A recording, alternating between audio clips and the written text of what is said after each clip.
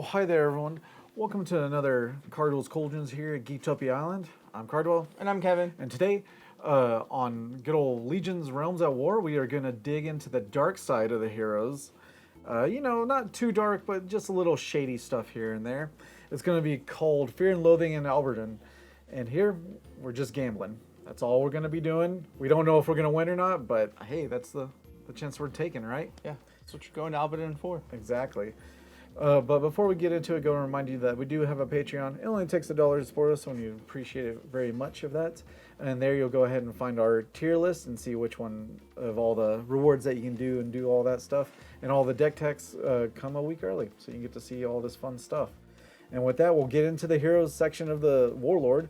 It is Alero, the King of Kingdoms. As a DCM 70. Special ability is Last Man Standing with cooldown 3. If Alero, King of Kingdoms, destroys a warrior this turn, reduce the damage counter max by attack of the warrior destroyed +4. So that's pretty cool. He just heals himself. And then magical attack, Honor Light of Flare. Deal 3 damage to one target warrior and 2 damage to all adjacent warriors. So just blast a little cone. And in physical attack, of course, the King Sword deals 5 damage. Simple as that. He's a pretty roundabout dude, and he does a lot of work. The Veil of Aegis, it's the same Veil, I do believe. All the Veils, yep. Yeah, Mortal Realm. When this card is revealed, immediately activate the following effect. Conscript up to 2 hero warriors from your hand to the side of the field. Target up to X armament cards in your discard pile, where X is the armor warriors you conscripted to this effect.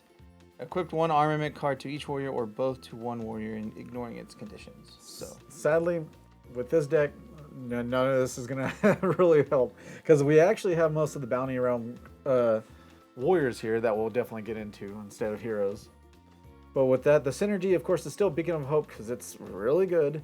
So cooldown 5, draw cards until your hand is full, which is 8 cards. You can construct an additional hero warrior this turn, but just draw 8. Just do whatever. yeah, drawing 8 is still really good.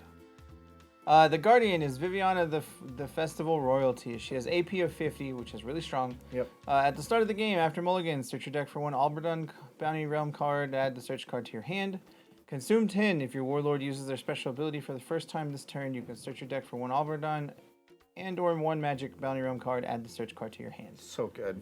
So at the start of after the mulligan, you go get any card you want that's an Alburdunn card, yep. which is really, really good. Really You're powerful. like, hey, I'm going to go get a card. Yeah. It's whatever. It has it in the name. And then every turn you just smack and kill 3 things and then go get a dude or go get an Alburdunn card. Yeah, she literally tutors for a card whenever you need it to, which is what's disgusting.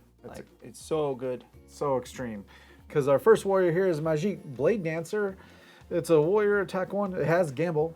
So the Gamble effect, we're just going to go through this one little part first time. When this warrior enters the play, the controlling player chooses a number between 1 and 6. If the player chooses 6-sided die, if the result was called right, deals damage to all opposing warlords and warriors equal to the result rolled. Then reduce the DCM of your warlord by the result rolled. If this result was called wrong, deal damage to your warlord equal to the roll instead. So that's 1 and 6. It's really rough, for sure. So, and it also has a perish. If target 1 Alburdunn Bounty Realm card in your discard pile, shuffle the target card back in your deck, just in case you need to somehow draw it again. Next, we got Ren Renegade, the Hired Gun. He is a 1-drop warrior, or attack warrior 1. Charisma, when this warrior enters the battlefield, your controlling player can play Bloodborne 5 and conscript a warrior from their hand to their side of the field. And then Shockwave, he gets to kill a 2-drop. And then Perish, target up to 2 warriors on your side of the field. Original attack 2 or less, destroy the targeted warriors. Yeah, this guy needs to be in every single deck ever made. Yeah, you get one of these, you should play him, because he literally is get a free dude, kill 3 dudes. Yep, simple as that. And as a 4-star, if I currently remember, is you get to have only 2 copies in the deck. Just always get 2 copies for sure. The next one is Dynamite Dice Dealer. He is a warrior, attack 1. He has the gamble mechanic as well. And then he also has the perish of target 1 warrior in the field with the original attack of 1, destroy the targeted warrior. So basically, slight, small shockwave when it dies. We got the Defender of Alburdunn. It is an attack warrior with 2. All right. You'll notice that I'll have attacks of all of them, 1 through 5, and I'll get to a card why that is. And the next one is Majik, Ranger Scout, warrior of attack 3. And then we have Alberdunn's Midnight Guard, which is attack 4 warrior. And guess what? All those can be picked at the beginning of game. Like beginning of game, if you go second, you're like, well, I'll get attack 4.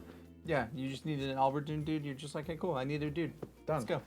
The next one is Kakabel, the Golden Star Child. It's attack 1. I hope I'm saying that right. I'm sorry if I'm not. And then he has charisma as well, so it comes into play, pay 5, play another dude. But he has gust. So whenever this warrior enters play, target 1 warrior on the field, return target warrior to the owner's hand, just like that. And then perish, draw 1 card. He does everything you need. Yeah, he does a whole lot. He is also should be in every single deck that you ever make as well. Next, we have Dante, the Mysterious Physician. He is an attack 1 warrior with a recover 6. When this warrior enters the play, the controlling player can choose to reduce the DCM of their warlord by 6. Because, gamble. Yeah, it wasn't good enough earlier with 3 or 4, so now we're at 6. That's 6, and if you keep missing your gambles, you're going to take a lot of damage. Yeah, you're going to need to recover. And our attack 5 one is actually Lord Valor, the Brave Resistance. Honestly, I picked him because, 1, he is a hero, and also his art is super badass. And I like fighting with 2 shields, so it's awesome. Yeah. I don't know why. Next, we have Hanzvik, the Daring Rogue. He is attack 1 warrior with Retaliate. When this warrior battles another warrior, this warrior deals damage to an opponent's warlord equal to the damage this warrior takes. And then perish, target 1 card in the discard. That requires you to roll at least 1 die, add the targeted card to your hand. So again, this helps you get the gamble cards back because you get to bring them back to your hand. All right, now first unified, of course, is Alburdunn's Fall Festival Fruit Bears. It is an act, and each turn you can choose one of the following effects. Once per turn, bestow +1 attack all warriors on your side of the field. That's literally all you're going to probably be doing. And then once per turn, bestow +1 attack to targeted warlord on your field until end of turn. So it makes your 5 into a 6, which is very powerful. It matches Mortis, and I do believe the Promethean, the Titan. Yeah, Prometheus. But still, +1 to all your dudes and swing on out. Yeah, in the long run, getting +1 to all your dudes is going to help you. Because if you hit your gamble wrong, then you just swing out. Yeah, you're just like, I can get there. Looking for a leader. The Unified. Search your deck for a Bounty Realm card with Charisma. Add the search card to your hand. So literally go get either of those big dudes that we talked about that are super good. Yeah, it's simple as that. It's and you such get 2 a free great dudes card. after that point. Yeah, it's such a great card. Next one is Re-Douse the Dice. It's unified. You can re-roll 1 6-sided die roll that you have rolled this turn. However, if you roll the same result as you did on the first roll, double the card effect for the result rolled. You can only activate 1 of these per turn. Sadly, this is the only criticism I have about this mechanic, is I wish this was an act. If this was an act and you could re-roll 1 per turn, then it would make it like super more smooth for sure. Mm-hmm. Ancient Relic Commander's Coins. It is a unified arm. Yeah. Bloodborne 6. This card equips to a warrior you control. When the equipped warrior attacks, roll a d6, gain 1 of the following effects. If the result is a 1, 2, or 3, the equipped warrior cannot be destroyed by card effects. If it is a 4, 5, or 6, the equipped warrior cannot be destroyed by battle this turn. So like we said earlier, we're gambling. Yep. We're seeing if this dude can live off coins or not. Next one is Gamble with Life. As unified, roll a 6-sided die. Search your deck for 1 hero warrior with attack equal to result rolled. Conscript the hero warrior to the side of the field. If this result is 6, re-roll the dice. This is one of them, because you just want to be able to get a warrior no matter what. So if there's no targeted hero warrior in the deck with an attack equal to the results roll, your hero warrior takes damage equal to the amount rolled instead. Hence why you want all 5. 1 through 5. That has to get hero warriors, so Yeah, it's kind of rough. Yeah. Battle Charge Blitz. As a unified, you can only activate this card if you have 6 or more cards in your hand. Roll a 6-sided dice. Conscript up to X warriors from your hand to the side of the field where X is the result rolled. If the result rolled is a 6, discard your hand and deal 6 damage to target player's warlord instead. So we are gambling pretty hard. Yeah. Roll a 6 and you lose all your cards, but hey. Yeah. You have a synergy to draw it all back. It's okay. Late Night Tavern Gambling. It's a fortified card. Draw 1 card for each Bloodborne cost of all opposing players paid until end of turn. Then you deal 1 damage to target player's warlord for each card in your hand until end of turn. You can only activate this once per turn. I'm personally gonna probably play this in every deck I build, because just end of turn, take, I don't know, 6, 5, something.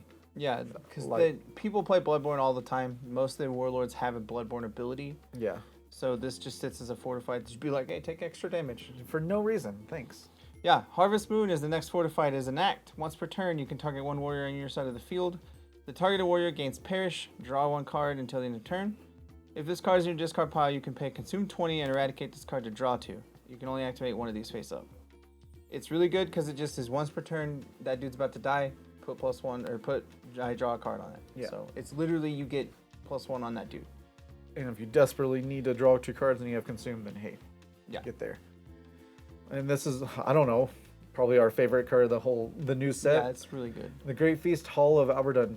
It is a fortified act. Once per turn, when an opposing player activates a Unified card, reduce the damage max counter of your Warlord by 3. Warlord. And then you can consume 30, discard 3 cards from your hand, eradicate this card face up, deal 30 damage divided you choose to target warriors on the side of the field. And if it's in your discard pile, you can eradicate this card to draw 1 card. It does everything you need it to be. And depending on who you really fight, everyone kind of uses Unified, so why not gain life? Yeah. Almost everyone uses a Unified at some point in time, so you're going to gain 3 almost every turn. Yeah. Which is pretty good. And if they overwhelm you, then you just kill them on their turn with a Fortified card. And in this, when you're gambling your own life off, you need to make sure you can gain it back somehow. Exactly. Next is Angelica's Generous Nature. It is a fortified. Roll a 6-sided die. Activate one of the following effects based on the result rolled. 1. Deal 10 damage to your Warlord. 2. Reveal the top card of your deck, then draw the card.